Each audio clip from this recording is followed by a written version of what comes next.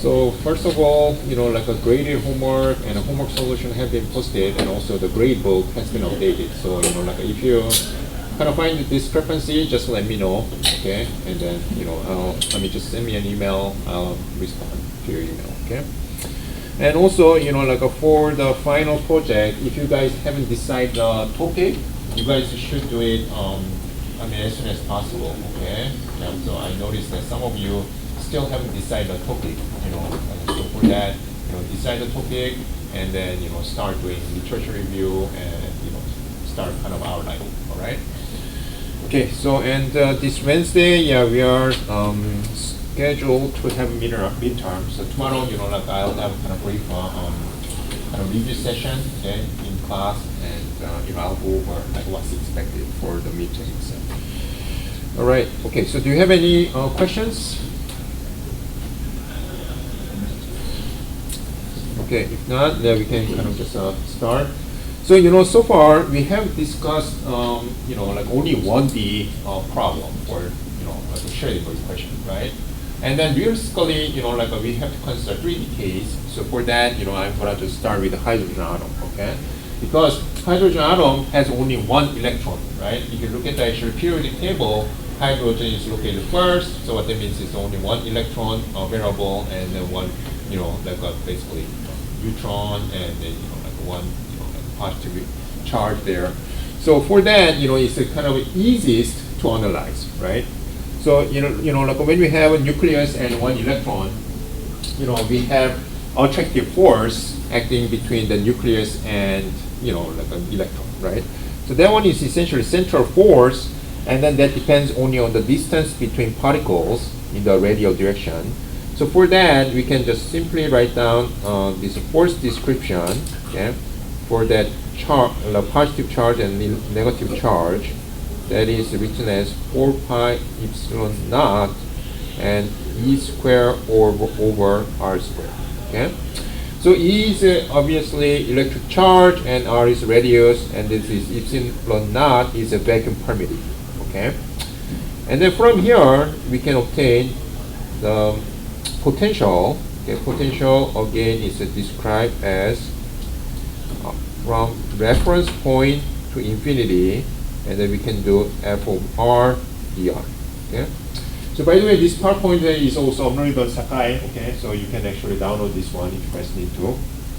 And anyways, annotated PowerPoint is PDF is going to be uploaded on Sakai as well. Okay. So in the sense, basically, an electron moving around the hydrogen nucleus will the potential energy of UR, minus 1 over 4 pi. There was some kind of a character missing. Sorry about that. Epsilon naught and times E square over R. Okay, that is essentially kind of simply integrating this one. Okay, over R naught to infinity. And R is the distance between the electron and nucleus, and as I mentioned, epsilon naught is the vacuum permittivity, and the value is given here. Okay, and then this is electric charge. And since this is a 3D problem, and this one, the easiest way to analyze is using spherical coordinate, right? Like the choice of coordinate is actually important when solving, the equations, right? So, like typically you guys deal with Cartesian coordinate, spherical coordinate, or cylindrical coordinate. But in this case, since it's going to depend on this polar angle and azimuthal angle, it's best to use spherical angle, spherical coordinate. So here, as you probably know, this is R, and then theta is actually this angle, and then B is this angle. Okay, so B is kind of going around, along the z-axis. Okay, and then just kind of this is for your reference.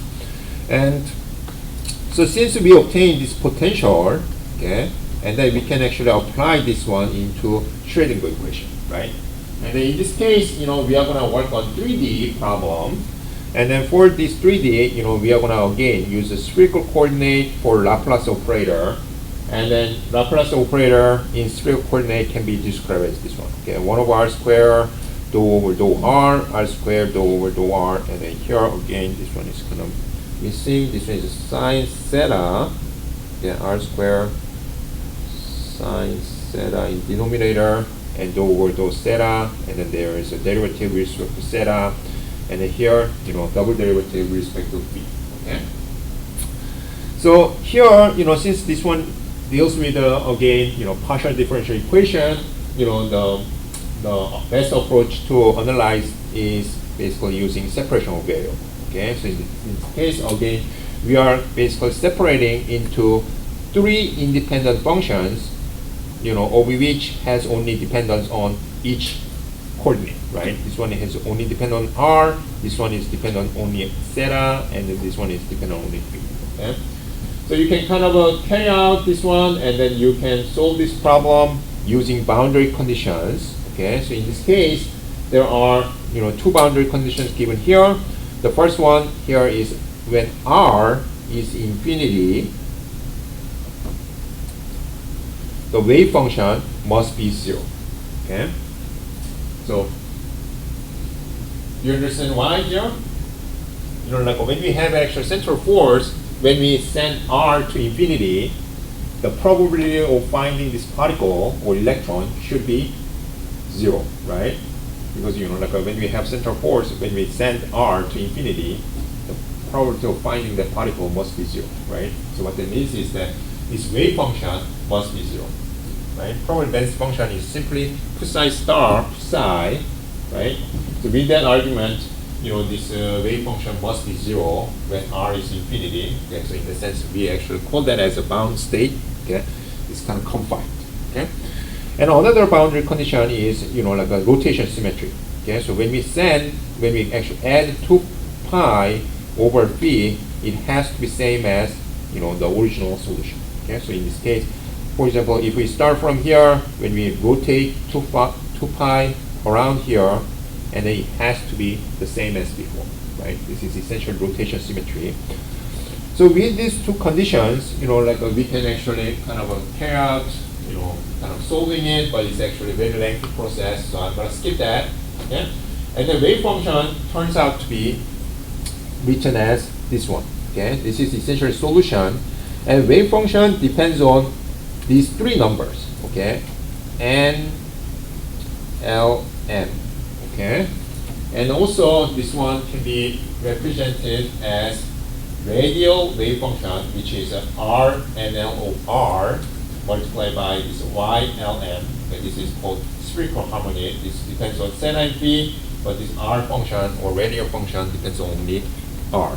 Okay, and it turns out also that these three different numbers, okay, this n, l, m must satisfy these conditions. And then also here, I want to actually note that this three number n, l, m must be integers. Okay? And also it has to satisfy all these conditions. It's all linked here. N should be equal or larger than 1. And then once that n is given, L must satisfy this equation. And then once L is decided, again, it has to satisfy these conditions. Okay? So then, you might wonder like how these equations would look, right? This r function and the y function. So these are essentially kind of some representative solutions here. Okay, so given these three different numbers n, l, m. Okay, so it starts with 1, 0, 0. So then here, like basically using separation of variable, r function, theta function, phi function here, and then when we multiply all of them, that is essentially kind of a wave function here, right? The overall solution here, right? Time independent solution that is written as that. Okay. So obviously it's a kind of a like a more complex here, and this is essentially kind of some forms of a wave function, and also like just the way we did before, we can also obtain the energy. Okay, so allowable energy levels of the hydrogen atom is actually given as this. Okay, so and then obviously in this case, the mass of electron we know, the charge of electron we know, epsilon naught we already know that, h bar is constant, and if we substitute all the constant values in it, it's going to be simply minus 13.6 electron volt over n squared. Okay, and n goes from 1, and n must be integers, and then here you can notice that energy depends on only n. Okay, it does not depend on L or M. Okay, look at the wave function here in this case. In this wave function expression, it depends on all these three numbers, right? N, L, M, and depending on this combination, we have all different wave functions. But for the energy only depends on this N value, okay? Nothing else. Okay, so this is actually one important kind of conclusion here, okay? So energy of hydrogen depends on only N. It does not depend on L or M. Okay. So with that, let me just kind of move on. Okay. And then here, this is essentially kind of probability density function of hydrogen. Okay. So how can we obtain probability density function? Just recapping, right? Hydrogen probability density function can be obtained by, like psi star psi. Right? If we know wave function, take complex conjugate and multiply by wave function, we can obtain probability density function. Okay? So this is essentially probability density function of corresponding NLM values. So here, look at this one. This is essentially, there are three numbers given. The first character or first number is from N, second value is L, and the third value is N. Okay? So in this case, this is a 1, 0, 0, right? When N is 1, L is 0, M is 0, this is probability density function. And then here, when N is 2, L can take different values, and also M can take different values. Okay?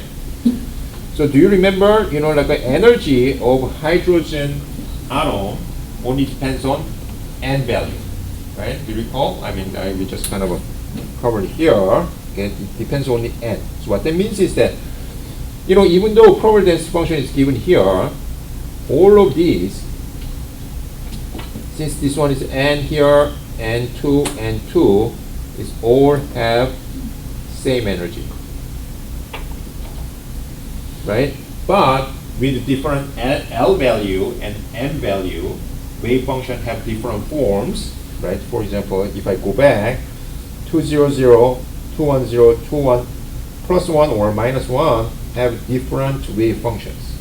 So then when you take actually complex conjugate and multiply by itself, it's going to have different expression, right? And then if we draw that, it's going to look something like that. Okay? So this is a probability density function, like a basically projected on one plane. Okay? Obviously it's going to be 3D shade. We're going to cover that in the next slide. So what does it mean here? For example, if you look at actually 200, by the way, here like a lighter color or the color represents high probability. Okay, so for example, in this case, there is some probability here, but black one basically, like a near 0 or 0 probability, and then lighter one is a higher probability, okay, and then kind of it now decreases here, right? And then the black one is basically almost 0 probability, okay? But in this case, if you look at it, this is kind of this is a higher probability, okay, red one, and then, the white one, lower probability, and so on, okay? And then if you look at this line, this is all 3 for N, right? What that means is that all this expression corresponds to the same energy, right? When energy is on the same energy, but it has all different probability distribution function as L and M change, okay? So, and then if you look at actually this 400, also we have many different kind of L and M combinations, and then depending on, these 3 different numbers, probability distribution is actually different, okay? And then just for the simplicity, we can actually also just focus on this one, okay? So forget about L and M value, let us focus on just kind of different N, okay? So what that means is that when we compare these 4, energy is increasing, right? Energy is increasing because N increases here, right? So what that means is that, obviously there is a higher chance of finding electron away from nucleus, right? Nucleus is here, and then but here, like basically, like still like some, bright blue color existing far from the nucleus. Okay, so higher chance of finding electron, away from nucleus. But like there is actually some kind of a, higher probability, lower probability, higher probability, lower probability, higher probability, like that. Okay, it's kind of oscillating.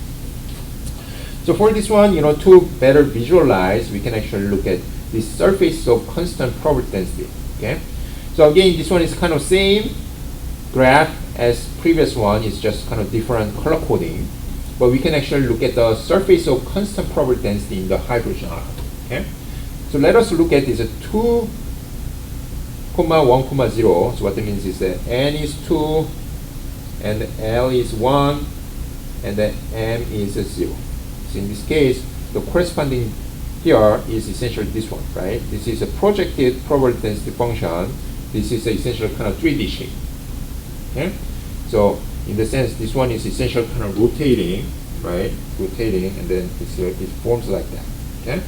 And also 2, 1, 1 or 2, 1, minus 1 is essentially kind of a look like this, right? But if we actually kind of rotate around the z-axis, it forms like donut shape, right? So what does it mean?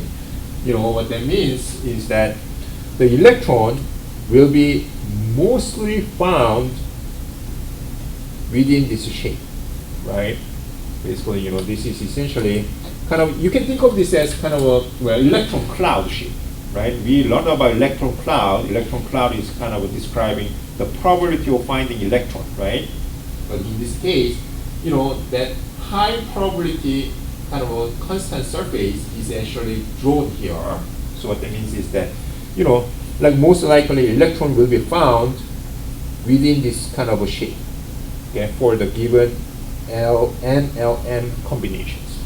Okay? So, like that electron cloud is not just random. Okay, if we actually solve this Schrödinger equation for the given central force, depending on this again, N, L, and M values, electron cloud shape is kind of defined like that. Does it make sense? Yeah. Okay, so electron again can be mostly found within this shape. The finding electron outside of this shape will be much less likely. Okay. So again, here, like we can actually look into just a radial wave function just for probably better the simplicity. So for the probability of finding particle between Rn and R2 is obtained by this one. Okay. So we are really looking at just kind of R dependency, not theta and phi. And then when we do that, this is essentially kind of a, how it looks, electron probability, and then this is control probability. And then when we look at it, when we really plot this probability as a function of distance from the nucleus, for 1s, okay, this case is described as this purple line, and then for 2s, it looks something like this, okay, the green line, and then for 3s, it looks something like that, okay? So what that means is that, again, remember, the 1s, 2s, 3s, this is actually, I probably need to mention, this is the 1, 2, 3 is essentially n values, okay, these n values. And then this n is related to energy, right? Because this energy of hydrogen is given as this one, minus 13.6 over n squared. Okay? So here, if you look at this one, now n is related to energy, and then for 1s, probability distribution function is given as this, right? And then for 2s, is something like this. So what that means is that here, if you look at it, there is some point, 2s or 3s. If you look at this area here, this 2 points, here is essentially 0 probability, right? For these two cases, for 2s and 3s, for this particular distance, the finding electron, the probability is 0, right? But another thing you can notice is that, let us just compare this 1s, 2s, and 3s. Okay, so that is essentially maybe the way I'm gonna write here is n is 1, this one is n is 2, this is n is 3. Okay, so what I mean by that is electron corresponding to when n is 1, right? Basically the lowest energy, and then the next energy is n is 2, right? And then the next available energy is n is 3. Okay, so as you can see, electron in higher energy state, right? Overall, the shape kind of moves to the right. Right? So what that means is that electrons in higher energy state can be overall found further away from nucleus. Right? And the electrons in the lowest energy state is going to be found near nucleus. Does that make sense? Okay? But when we look at it, when we look at detailed energy or probability distribution, right, there is still some chance of finding electron, even though it's in higher energy state, there is still non-zero chance, right? So what that means is that you can still find some electrons in a higher energy state very near the nucleus because it's non-zero. But obviously, if we consider overall average, right? Like think about overall average. So then probably if we take overall average, just kind of ballpark, probably somewhere located, let's say, probably here, right? And then this one probably somewhere located here, and then this one probably located here. Okay? So in terms of average value, electrons will be found further away as electrons are in higher state, okay? Higher energy state. Okay? So basically what I mean by here is that electrons in higher energy, meaning that higher n values can be found, or I mean average large in higher energy can be overall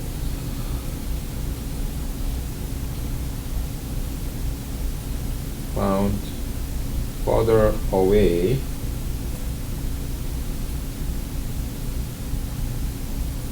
from nucleus. Okay? But, like since there is non-zero value very close to that, there is still chance of finding. Okay? So in that sense, this is exactly what electron cloud is describing here. So for example, if you look at it, for this n is 3, we have 3 peaks, right? One first peak, second peak, third peak. So if you look at this probability density function, kind of schematic, there is a yellow cloud and then 0 ring, and then green cloud, 0 ring, and then orange. So basically there is still some chance, and then still some chance, and then here still some chance. Okay, so that is essentially kind of an electron cloud description. Okay. Let's say we find electrons in the nucleus. Electron cannot be found in nucleus though. Right. Yeah. So in this case, I mean, obviously it's just kind of a small description, right? So for example, here, if you look at this one, the nucleus is 0, right? And then it kind of increase. So if we zoom in, there will be again the blank spot there. Yeah. So, but it kind of increase and decrease and increase. Okay.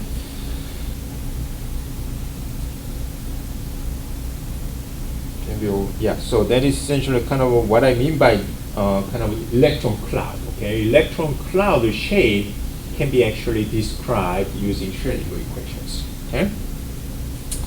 So for this one, like we can actually talk about further details here. Again, this is the wave function, right? And then this wave function can be defined with combinations of these 3 numbers, n, l, m, and then these numbers we have actually kind of specific name for that. Then this n is a principal quantum number, and the l is angular momentum quantum number, and m is a magnetic quantum number. I mean the name is actually not important, but what I want you to know is, depending on these combinations, it actually describes a unique set of wave functions. Okay, so this unique set of wave function or solution is determined by this choice of NLM. Okay, so in the sense, my point here is a quantum number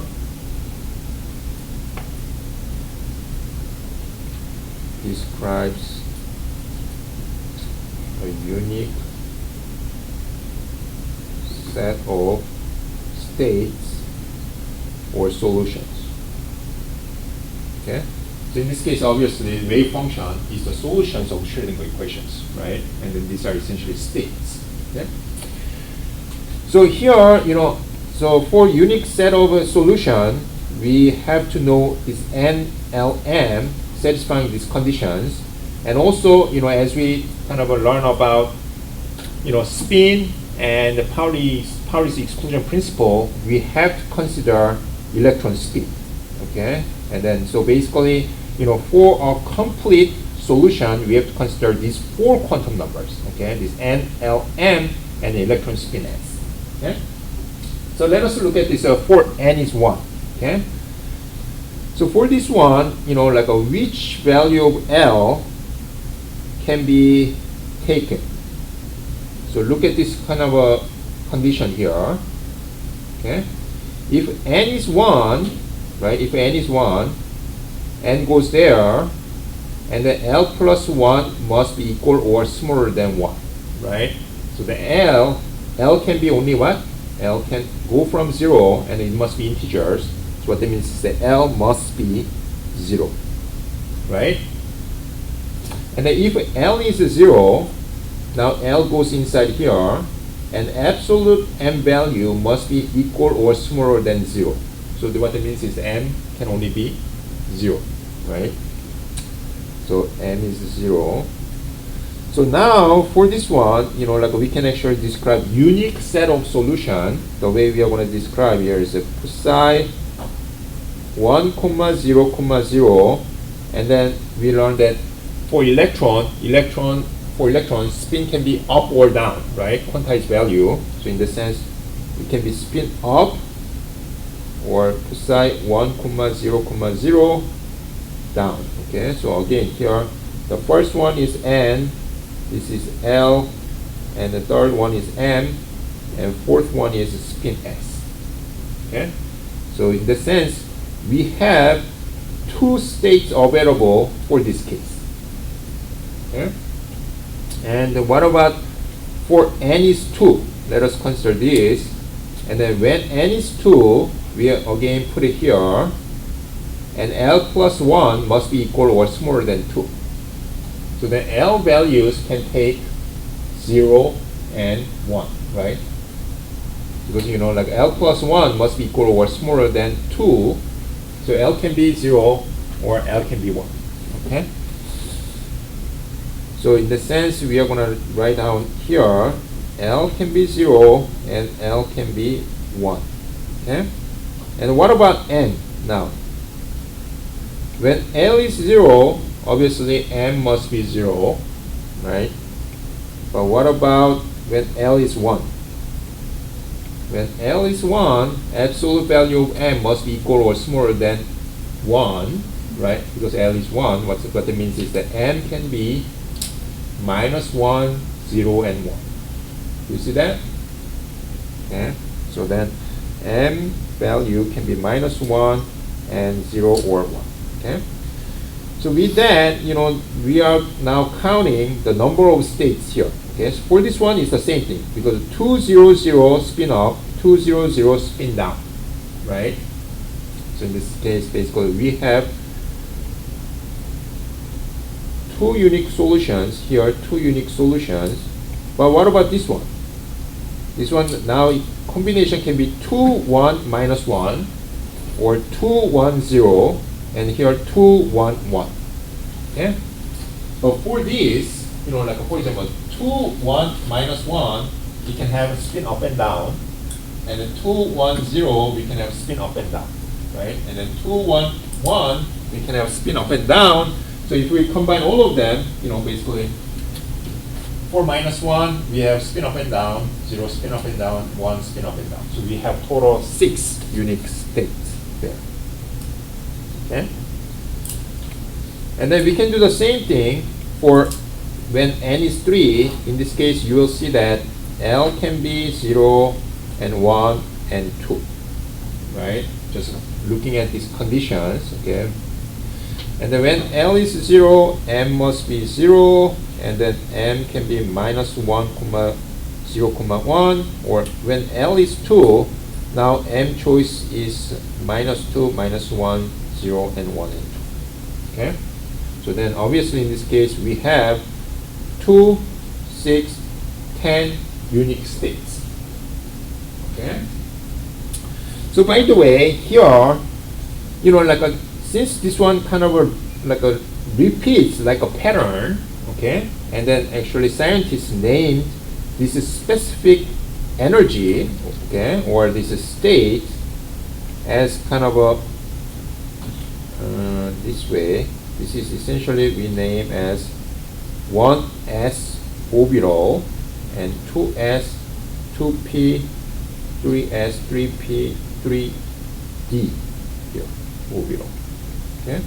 The way we name here is that the n value, okay, this n value dictates this first character, and then n value, or sorry, L value dictates the second value here.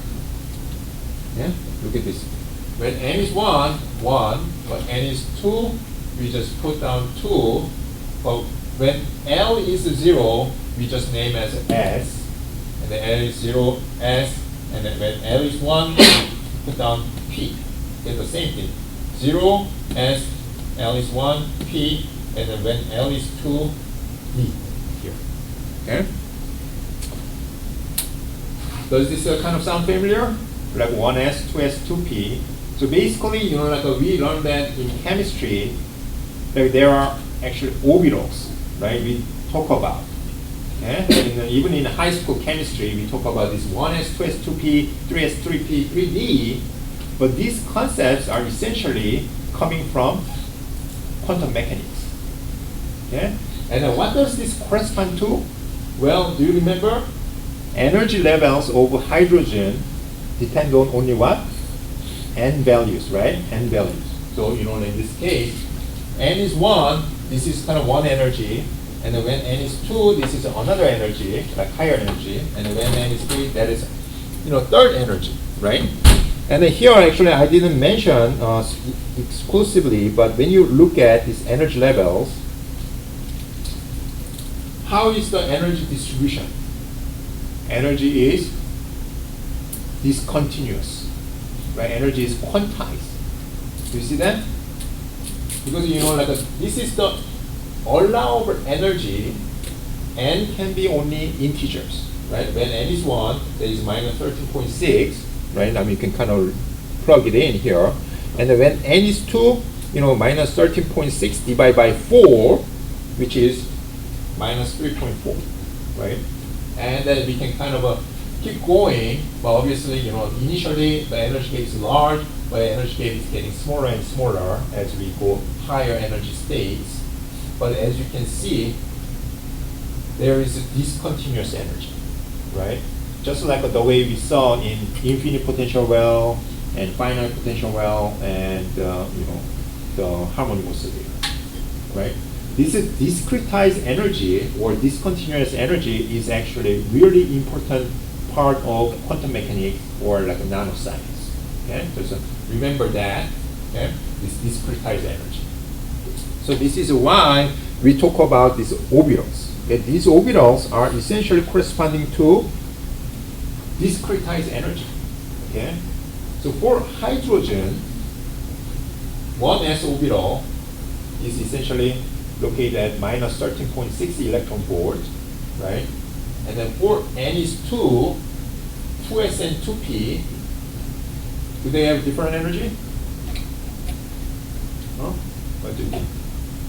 2s and 2p. For hydrogen. For hydrogen, energy depends on only N value, right? So in this case, we have one combination 2, 0, 0, 2, 1, minus 1. Energy of hydrogen does not depend on F and N. So what that means is that 2s and 2p have the same energy. Okay? And then the same case. For hydrogen, 3s, 3p, 3d have all same energy. Okay? Know that, okay, maybe this one is contracting to something you may know, but we are going to actually come back and address it. Okay? So in this sense, this is essentially kind of what we are talking about degeneracy, right? We have several states giving the same energy, right? So in this case, we have like a degeneracy of 2, right? In this case, degeneracy of 8, because 8 unique states giving the same energy, okay? So by knowing that, we can actually kind of go on. This is kind of just recap, okay? So for example, like we just kind of went up to 3, but we can also consider n is 4. So in this case, possible values of n, L is 0, 1, 2, 3, and the possible values of n is, obviously for 0, 0, 1 is 1, 0, minus 1. For 3, positive value and negative value possible. Okay? So in this case, we can count again, number of unique states, right? So in this case, we are not considering spin, so probably like just forget about that. Okay, now. And then this one is more like a kind of the constant picture here. We can consider, like spins, then we can multiply all by 2. Okay, so but for that one, we can actually kind of don't pay attention to this part, but just focus on these possible values of L and possible values of N. Okay, so with that, now we can kind of start occupying electrons in hydrogen. Okay, in hydrogen. Okay, so obviously in this case, we are gonna actually talk about just number of available states. Number of available states. Okay. So in this case, as we talk about, for n is 1, we had 2 unique states, right? 1, 0, 0 spin up and 1, 0, 0 spin down. Okay. So we have 2 states available. So think about this as kind of parking spaces, okay? And then for 2s, we have 2 unique states as we kind of discussed here, right? Here are 2s. And then for 2p, we have 6 unique states. Okay? Okay? And then in this case, we can also do same thing. 2 states, 6 states available for 3p. And then 3D, we have 10 states available. And again, for hydrogen, energy level depends on only n value. Okay? So if we just consider hydrogen, 2s and 2p have the same energy, and 3s, 3p, and 3d have the same energy, exactly the same. Okay? So this is essentially kind of what we get by solving Schrödinger equations. Okay? And then with that one, we are gonna actually try to understand other atoms. Okay, so we are gonna, for other atoms, we can use the energy level obtained from hydrogen as a basis to understand other atoms. Okay, so then you might wonder, why are we gonna just use a hydrogen, kind of model to understand other atoms? Why can't we use just Schrödinger equation for other atoms like lithium or sodium, anything else? The reason is when we add one more electron, right? Hydrogen is kind of unique in that hydrogen has only 1 electron available, right? 1 electron is kind of just circling around. But if we add just one more electron, like helium case, then now we have to consider electron-electron coupling. Okay? So, and then because of that, we cannot really solve the Schrödinger equation. Okay? Schrödinger equation can only be solved with only 1 electron for analytical solution. So if we have more than 1 electron available, Schrödinger equation must be solved by numerical analysis, okay, with some approximation. So that's why, it's impossible to solve Schrödinger equation for electrons more than 1. Okay. So again, the reason is that because of electron-electron coupling, right? If we add one more electron, then Now we have to consider electron-electron, kind of this repulsive force, and also we have to consider, like the attractive force between this proton and or nucleus and electron. That is essentially kind of impossible to solve, okay, numerically. Impossible to solve analytically using Schrödinger equations. Okay, so that is why we are gonna just simply use energy levels obtained for hydrogen, because that one can be analytically solved, and we already got the solution, right? So here again, just repeating, energy levels for hydrogen depends on only n value. Okay, that is essentially kind of how it is looks, and then there is a discontinuous energy level, that discretized energy level, and for that, 1s and then 2s, 2p, right? Like in this case, maybe I'll just write that 2s, 2p have the same energy, 3s, 3p, 3d have the same energy for hydrogen. Okay, and then now we are going to kind of use this understanding to apply to other atoms. Okay, for that one, let us look into this periodic table, right? So if for this one, as you can see, hydrogen, this one has only one electron, but as we go up, right, as the atomic number increases, we are including more number of electrons. Okay, for that one, how would that affect energy levels? Okay, that is essentially kind of where we are heading to. And then, like you guys probably remember, okay? So, we already learned about how we can fill electrons in each orbital, right? You guys remember?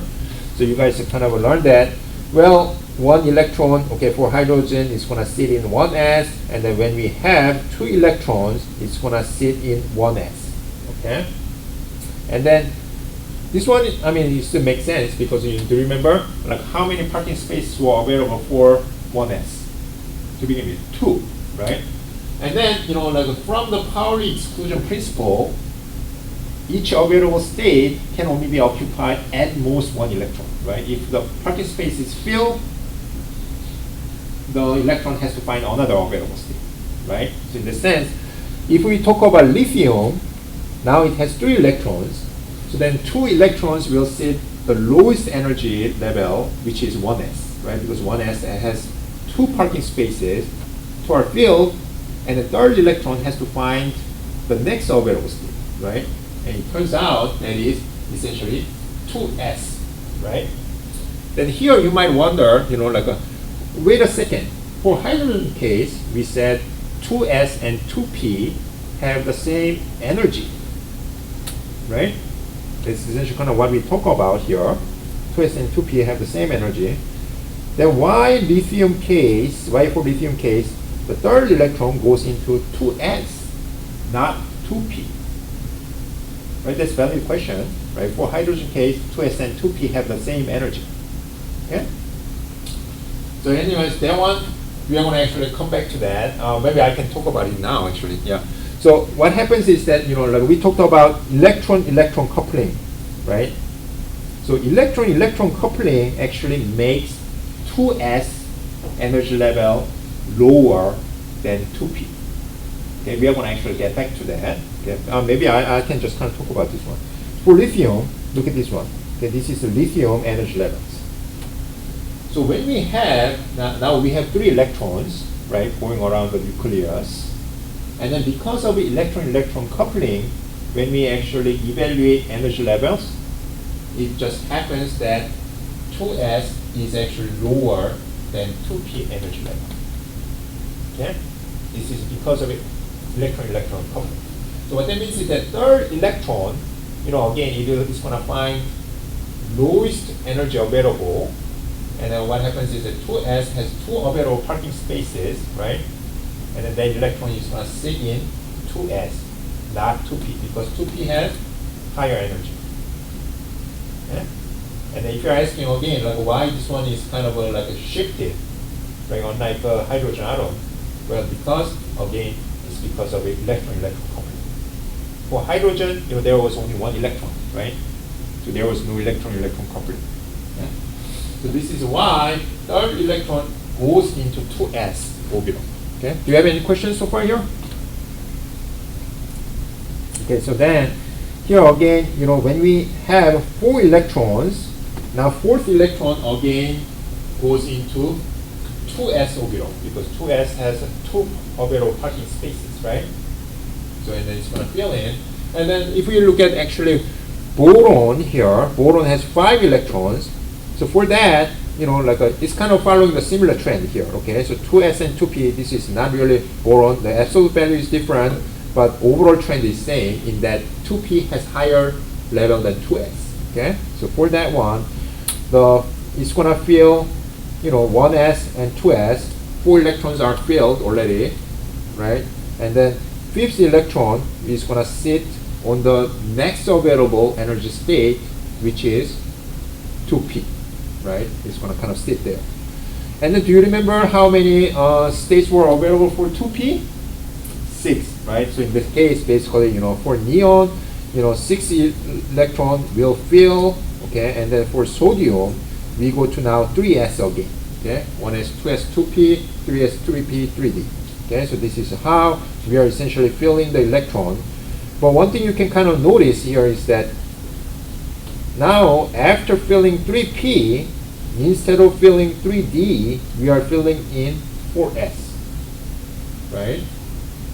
From some of you guys remember, and again, this is because of this electron-electron coupling making 4s energy lower than 3d. Okay, so anyways, you can kind of go back to that, or come back to that later. Okay, so again here, the idea is that, the way you guys learn in chemistry, right? How electrons are filled in orbitals, those are essentially coming from quantum mechanics, and we didn't really talk about it, but this one has the concept of spin, power use exclusion principle, etc. Okay, so at the time, we had to just kind of memorize and then just kind of follow it, but in fact from high school you guys were learning essentially the quantum mechanics concept here. Okay, this is energy orbital is essentially what? Discretized energy already. That one was purely from quantum mechanics concept. Okay, so with that, let me just kind of go to this one. Energy ordering of electron states varies with the Z. Okay, this is atomic number. So this is atomic number. As we include more number of electrons, okay, so here the electron, 1 electron, but as we increase more electrons, okay, in atom, basically, there is some energy shifting. Okay, for example, 3s, 3p, 4s is typically lower than 3d, but at some point, if we add more electrons, at some point, because of electron-electron coupling, 3d can be lower than 4s. Okay, so this is essentially kind of where this happens. If you look at it, here is filling 4s first, but as we go from calcium to the scandium, okay, then now it's now filling this one, right? And then here 1, 2, 3, 5. Okay, actually this one is fine. This is one fine, and then from here to here, we already filled 4s, and then filling in 3d. But in the next one, 4s, we are leaving 1 electron, but we are filling in 3d first. Okay, why is that? That is essentially because of this electron-electron coupling interaction, making this 3d lower. So again, 4s is kind of also split it, but I'm not going to go into detail. But the point here is that this electron-electron coupling makes energy ordering different, but electrons will just fill from the lowest available state. That is just kind of bottom line. Okay? So that is how we fill, and with that, we can actually describe this periodic table with this description, right? Basically, where is electron kind of filling in terms of outermost shells, right? So in this case, obviously 1s1, here is a 2s1, 2s2. Again, this kind of a filling mechanism, right? That is essentially kind of following this number of available states. Okay. So with that, for this one, I'll Yeah, I'll start from here tomorrow. Yeah.